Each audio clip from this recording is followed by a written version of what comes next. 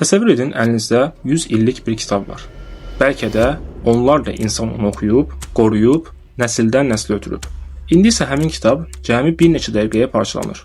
Bəs niyə? Çünki onu süni intellektə öyrətmək lazımdır.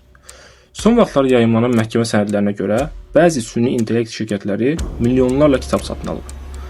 Kitabların cildi kəsilib, bütün səhifələri skan edilib və sonra fiziki nüsxələrin çoxu məhv edilib. Əldə qalan isə yalnız rəqəmsal mətndir. Bəli, bilik itməyib.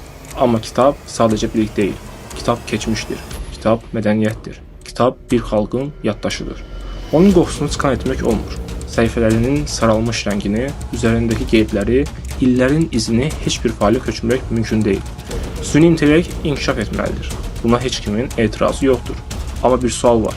Əgər gələcəyimizi qurmaq üçün keçmişimizi parçalayıqsa, bunun adı doğrudan da mı inkişafdır? Yoxsa biz fərqinə varmadan kitab mədəniyyətinin bir hissəsini tarixdən silikmi?